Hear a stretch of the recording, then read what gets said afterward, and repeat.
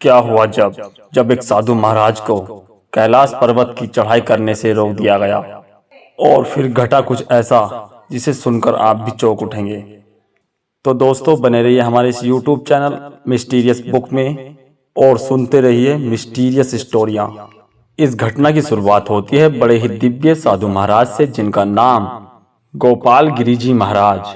उस समय वह तरह तरह के तीर्थ स्थलों पर विचरण करके धर्म का लाभ ले रहे थे और जब वे पशुपतिनाथ जी के दर्शन करने काठमांडू पहुंचे तब उन्हें यह जानकारी मिली कि काठमांडू से ही कैलाश पर्वत की यात्रा प्रारंभ होती है। यह उनके लिए मौका भी अच्छा था और यह वह भगवान की मर्जी मानकर यात्रा के लिए रवाना हो चुके थे। उन्होंने तकरीबन 1 घंटे की यात्रा करी काठमांडू से और वह फ्रेंडशिप ब्रिज पर पहुंच गए, जहां पर मानसरोवर यात्रियों की जांच चीनी अधिकारियों द्वारा की जाती है और जो फ्रेंडशिप ब्रिज है वो नेपाल और जापान की सीमा पर है। जब डॉक्यूमेंट्स पूरे होते हैं तो तभी यात्रियों को आगे बढ़ने दिया जाता है और वो साधु महाराज यात्रा पर आगे बढ़ने ही वाले थे तो इतने में ही चारों ओर से एक चक्रवात बहुत ही तेजी से आ चुका था।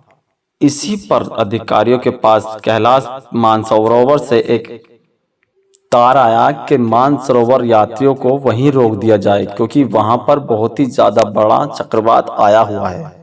लेकिन गोपाल गिरिजी महाराज जी के भी इरादे पक्के थे। जब अधिकारी बहुत ज्यादा व्यस्त थे, इसी का फायदा उठाकर महाराज जी ने उस चक्रवात को चीरते हुए आगे बढ़ गए। यह देखकर सभी लोगों को यह लग रहा था कि वो अब नहीं बचेंगे क्योंकि तूफान बहुत बड़ा था। लेकिन वो कहते हैं ना कि अकाल मृत्यु वो मरे जो काम करे चंडाल का, काल उसका क्या बिगाड़े जो भक्त हो महाकाल का।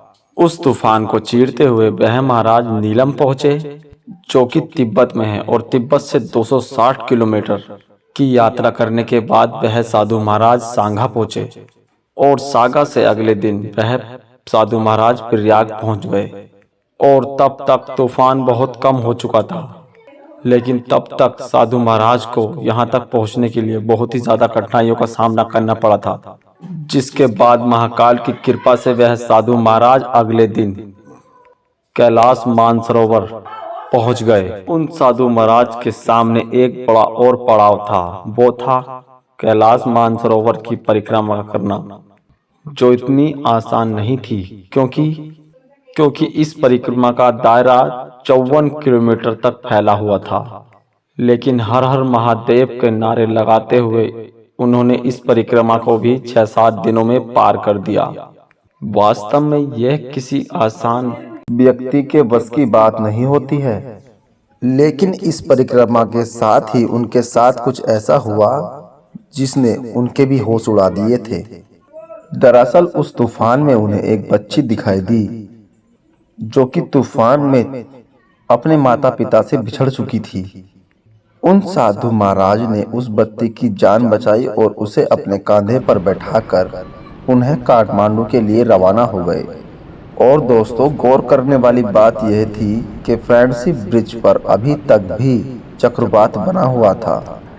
तभी वहां ब्रिज पर खड़े हुए अधिकारियों ने और आदमियों ने ये देखा कि चक्रवात को चीरते हुए कोई आदमी आ रहा है, जिसके बाद उस साधु महाराज और छोटी बच्ची को देखकर सभी आदमी अचंभित हो उठे। सभी लोगों ने उन साधु महाराज से पूछा कि आपको जरा सा भी डर नहीं लगा, आपको अपनी जान की परवाह है कि नहीं। फिर साधु महाराज ने ऐसा कहा कि क्या पता इस बच्ची को जान बचाने के लिए ही महादेव ने मुझे भेजा था वहां पर। और इतना कहकर साधु महाराज वहां से चले पड़े।